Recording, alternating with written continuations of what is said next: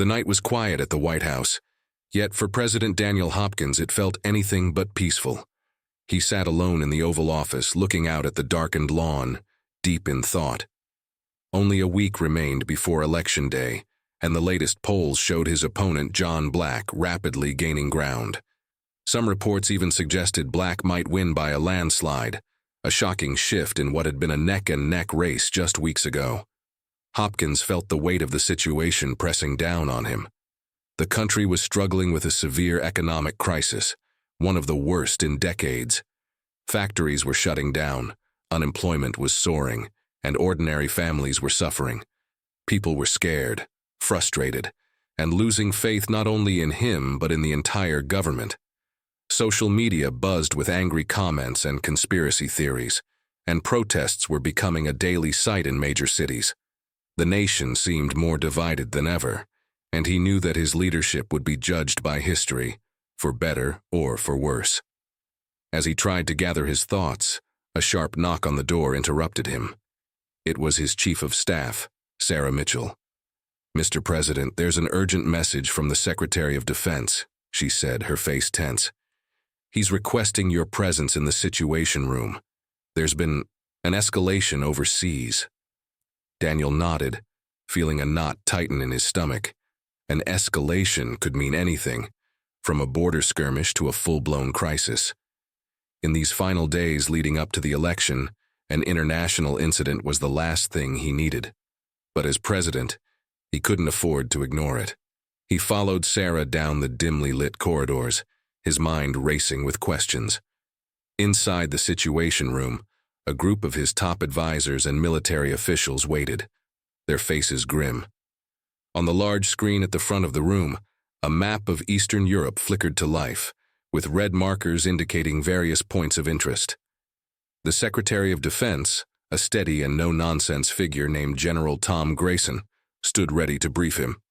"Mr. President," Grayson began, "we have a developing situation. Our intelligence sources confirm that hostile forces are mobilizing near the borders of our allies. If this escalates, it could lead to a significant conflict, potentially involving NATO." The words hit Daniel like a punch. He couldn't afford for the country to enter a new conflict, not with the economy in shambles and people barely getting by. But he also knew that doing nothing could make things worse. He took a deep breath, steadying himself as he processed the information. As the meeting continued, Daniel listened closely to the options his advisors laid out.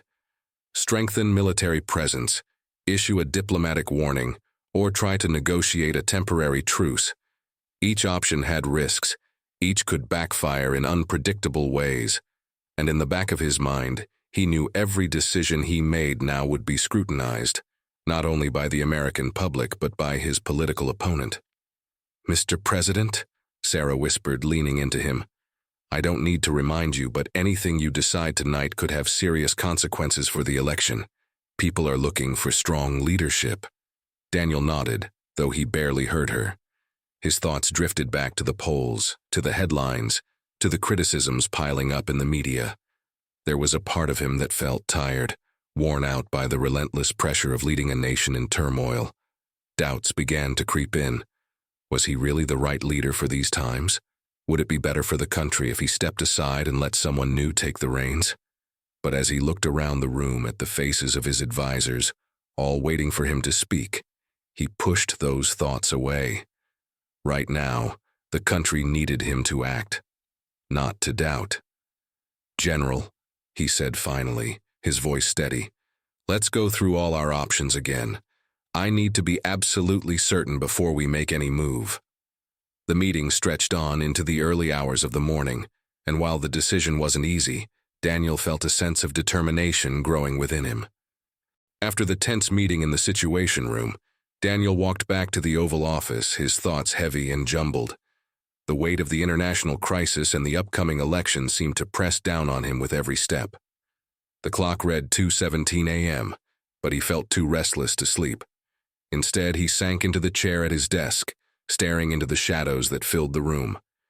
It was a quiet he rarely experienced. The phones were silent, his advisors had left, and outside, the city was asleep. But in that silence, he felt an overwhelming sense of loneliness. Being president had always been a lonely job, but tonight, with so many lives depending on his decisions, the solitude felt unbearable. Just hours ago, some of his closest advisors had come to him with an unexpected suggestion.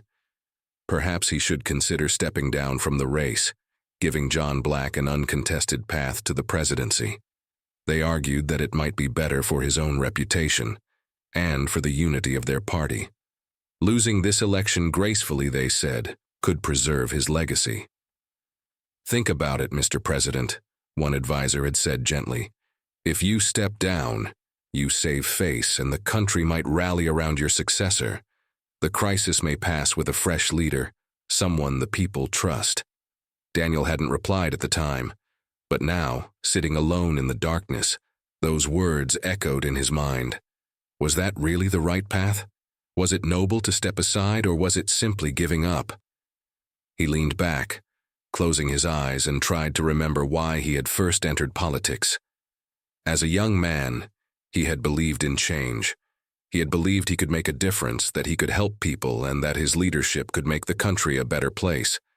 But over the years, that idealism had been tested, challenged, and at times, worn thin. Tonight, that young man he once was felt like a distant memory. "Have I really done enough?" he whispered to himself, his voice almost a ghost in the empty room. In his mind, he thought of former presidents who had faced similar dark times. Leaders like Lincoln, who had held the country together during the Civil War, or Roosevelt, who had led it through the Great Depression and into World War II. They, too, must have felt this crushing weight. They, too, must have doubted themselves, but they had persevered. A part of him wanted to cling to that idea, to push forward no matter the cost. But another part of him was so tired. He thought of his family, who had stood by him through long nights and endless days. He thought of his wife, who had once asked him if he'd ever truly be able to put down the burdens he carried. The thought of simply letting go, of stepping back and living a quieter life, tempted him in ways he had never allowed himself to consider before. But then he imagined the faces of the people he'd met, the factory workers, the nurses, the students, people who were struggling and looking for hope. He could still hear the words of a young man he'd met in a small town, a man who had looked him in the eyes and said, "Don't give up on us, Mr. President. We need you." That memory stirred something deep within him, something that reminded him of his duty, his commitment. This wasn't about polls or his own pride. It was about the country and its people. As the first faint light of dawn began to break through the windows, Daniel took a deep breath. He hadn't made his decision yet, but he felt a sense of clarity returning. He wasn't ready to give up, not yet. Daniel woke up that morning with a renewed determination. He needed to get out of the White House and hear from the people directly. It had been too long since he'd truly connected with them, and he knew he couldn't make any decision without understanding what they were going through. So he told his team to arrange a visit to a community center in a small town nearby. The drive was short, but it felt like a journey to another world. Gone were the polished halls of the White House, replaced by narrow streets, modest houses, and small shops. When Daniel arrived at the community center, he was surprised to see a crowd already waiting. Word had spread quickly. He walked inside and was immediately surrounded by people, mothers holding children, elderly couples, young men and women still in their work clothes. They all looked at him with a mixture of hope, frustration, and curiosity. Daniel took a deep breath, steeling himself for whatever was to come. One by one, people began to speak. A middle-aged man who had recently lost his job talked about the struggle to provide for his family. His voice was steady, but Daniel could see the pain in his eyes. A young mother expressed her fears about the future, wondering if her children would grow up in a country that offered them real opportunities. Others shared stories of struggling to pay medical bills, finding jobs that didn't pay enough, or feeling ignored by the government. Each voice was like a weight pressing down on Daniel's heart, but he listened carefully, not interrupting, letting them speak their truth. Finally, a young man in his 20s stood up. He had a fierce look in his eyes, one that Daniel recognized as a mix of hope and anger. "Mr. President," the young man said firmly. We don't need another politician who's just trying to keep his job. We need someone who will fight for us, who will actually listen and understand. We need a president who remembers that he's here for us, not for himself, not for the politics, but for the people. The room went silent, and Daniel felt the weight of every pair of eyes on him. He knew that this wasn't just about policies or promises. This was about something deeper, the connection between a leader and the people he served. This young man's words struck at the very heart of his doubts. Was he the kind of leader they needed? Could he still be that person? He cleared his throat, feeling the emotion in his voice as he spoke. I hear you, he said softly, looking around the room, making eye contact with each person he could. I hear all of you, and I know that these last few years have been hard. I know you feel unheard, that you've been let down, and if I've been part of that, I'm here to listen and to do better. For the first time in months, Daniel felt a sense of clarity. This wasn't just a campaign. It was a test of his commitment to the people who had placed their trust in him. Winning or losing the election suddenly seemed less important than proving he was willing to fight for them, to be the president they deserved. As he left the community center, Daniel felt the weight on his shoulders lessen just a bit. The path ahead was still uncertain, but he now knew what he had to do. This wasn't just about him or his career. It was about standing up for the people who needed him, even in the darkest of times. Daniel returned to the White House with a new sense of purpose. The visit to the community center had reminded him of why he'd taken on this role in the first place: to serve the people, to make their voices heard. As he stepped into the Oval Office, he could feel the tension in the air. His advisors were waiting, already voicing concerns and questions. They'd heard whispers about his unexpected visit, and they seemed anxious about his intentions. Mr. President, one advisor began cautiously, we need to stay focused on the campaign. There's too much at stake to go off message right now. But Daniel held up his hand, signaling for silence. He had already made his decision, and he was ready to share it. Thank you all for your dedication, he said, looking around the room. But I've realized something important. If I continue down this path of scripted promises and calculated speeches, then I'm failing the people I vowed to serve. I owe them the truth, and that's exactly what I'm going to give them. The room fell silent, his advisors exchanging uneasy glances. One of them, a senior strategist, spoke up hesitantly. Sir, with all due respect, a speech like that, it's risky. If you open up like that, if you share your doubts and speak from the heart, it could end your political career. Daniel nodded. I understand, but I'm not running this race to protect my career. I'm running it because the country needs change, and that change starts with honesty. I'd rather lose standing up for what I believe than win by hiding behind empty promises. The words left a powerful silence in the room. His advisors looked at him, some with doubt, others with admiration. They all knew the risks involved, yet they could see that Daniel's mind was made up. There was no turning back. Daniel spent the rest of the day preparing for the speech. He dismissed the usual talking points and instead drafted a message that came straight from his heart. He wrote about his journey, his fears, his mistakes, and his unwavering hope for the country. This wasn't just a campaign speech, it was a pledge to the people, a vow to work for them no matter what happened on Election Day. That evening, as the cameras set up in the White House briefing room, Daniel felt an unexpected calm. He glanced at the lines he had written, but he knew he wouldn't need them.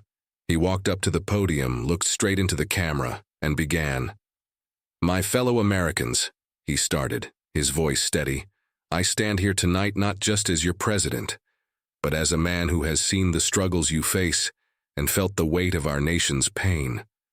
I won't pretend that I have all the answers, and I won't promise quick fixes, but I can promise you one thing. I am committed to serving you with everything I have, no matter the cost. He spoke openly about the challenges facing the country and his own moments of doubt. He acknowledged the voices he'd heard, the factory workers, the teachers, the young man who had reminded him of the true meaning of leadership, and he promised to dedicate himself to their cause, whether he won or lost. When he finished, the room was silent. There were no cheers or applause, only the quiet hum of the broadcast ending. Daniel stepped away from the podium, feeling as if a tremendous weight had lifted from his shoulders. He had spoken his truth, and whatever happened next, he was ready to face it. As he walked back to the Oval Office, he knew this was his turning point, the moment he had finally chosen to lead, not with fear or ambition, but with purpose and integrity. Daniel's speech sent shockwaves across the country. News outlets, social media, and conversations in homes and workplaces buzzed with reactions to his raw, unscripted words. His honesty and vulnerability had struck a chord with millions who had felt left behind or unheard. For the first time, people weren't just talking about politics. They were talking about values, trust, and what it meant to truly lead. Support poured in from unexpected places. People who had been lifelong skeptics of his administration found themselves rethinking their views, inspired by his sincerity. Even some of his fiercest critics in the opposing party acknowledged that his speech had shown a rare integrity, and it became clear that Daniel had captured the attention of a nation yearning for authenticity. As Election Day approached, the tension in the White House grew. Daniel could see the worry in his team's eyes, but for the first time in months, he felt calm. He had done all he could. Whether he won or lost, he had finally stayed true to his beliefs and to the people he served. He knew now that leadership was not about holding power, but about holding trust. The hours ticked by as votes were counted across the country.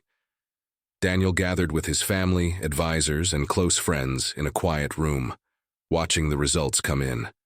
The race was close, closer than anyone had anticipated. Every update was met with murmurs, sighs, or tense silences. Yet as he watched the numbers change, Daniel felt a peace he hadn't felt before. He had let go of the fear of losing because he knew that he had already won something far greater, the respect of his people. Finally, the moment came. The final results were announced, and the room went silent. Whether he was victorious or defeated, Daniel felt a profound sense of gratitude. He knew that his journey had only just begun, regardless of the outcome. This moment was not an end, but a new beginning, one filled with hope and purpose. The sun rose outside, casting a warm light over the city. Daniel looked out at the dawn breaking over the horizon, feeling a quiet strength within him. Whatever challenges lay ahead, he was ready to face them with courage and conviction. As the story closed, it left an open ending, a symbol of the hope and resilience Daniel had rekindled in himself and his country. In that dawn, after the darkest hour, Daniel knew that no matter what, he had helped to bring a renewed sense of purpose to his nation. And for that, he was grateful.